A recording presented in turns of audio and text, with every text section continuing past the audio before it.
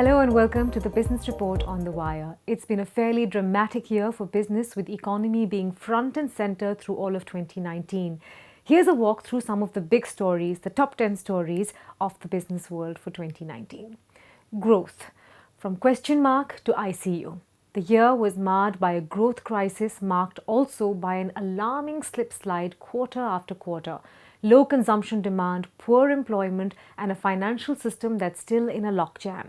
Economic growth hit an over 6-year low of 4.5% in the September quarter, and it looks like it's stuck in a sub 5% groove.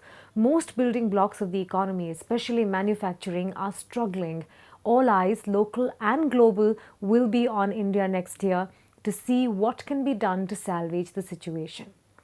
Number 2 on my list, inflation. As if a growth scare wasn't bad enough, inflation has slowly but surely reared its head again. By November this year, retail inflation jumped to a 40-month high, riding on higher food prices. Unusually heavy rains hit crop yields and caused a spurt in prices of vegetables, including an alarming rise in onion prices. Stagflation is now a real fear for the country, a situation characterized by slow economic growth, high unemployment or economic stagnation basically, and rising prices. It's the worst recipe for a country like India. Number 3, unemployment.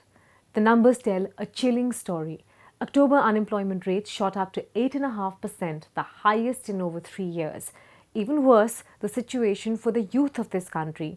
Unemployment rates for that section are bubbling at close to 17%. Addressing unemployment is both urgent and essential from where we stand.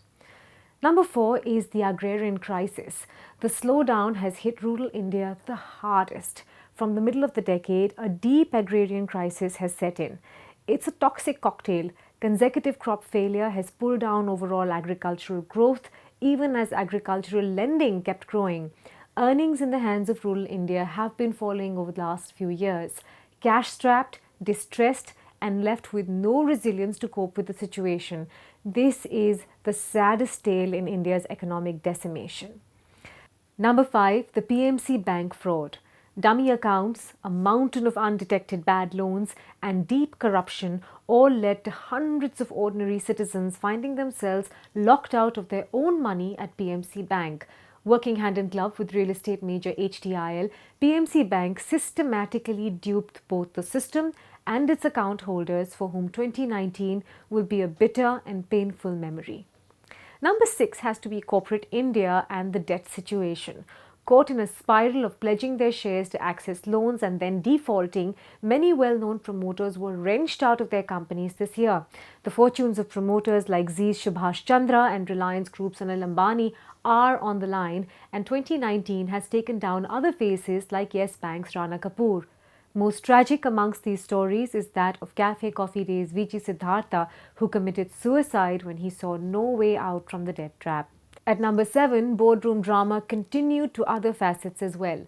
In a shock ruling for the Tata Group, the NCLAT ordered the reinstatement of Cyrus Mistry as the executive chairman of Tata Sons, a post from which he was ousted following a boardroom coup in 2016.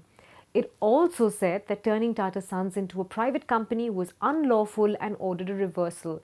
The battle is clearly not over, and over the next few weeks, the Tatas will go head-to-head legally with the Shapurji Palonji family in order to protect their turf.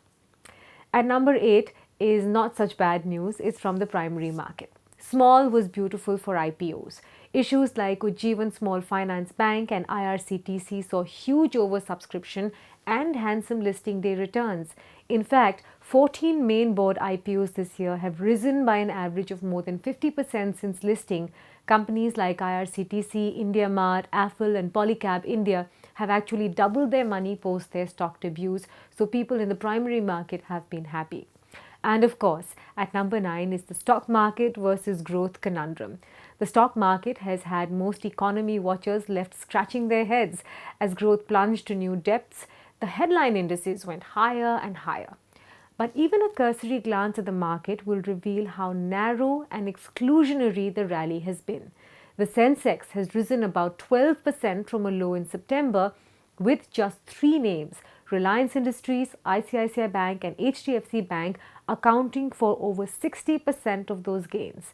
The broader market has lagged behind on valuation and price, and the mid-cap index actually closes the year up in the red.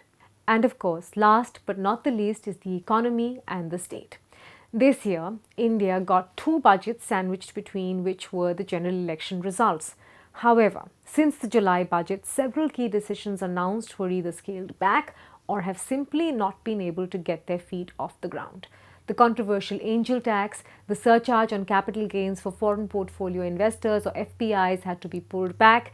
An ambitious plan to issue overseas sovereign bonds didn't get approval back home either. More importantly, the upcoming budget will raise crucial questions on how and where the government plans to spend money, given how poor revenue collections have been and the dismal state of the fiscal deficit. Buckle up, 2020 is not going to be easy from an economic point of view.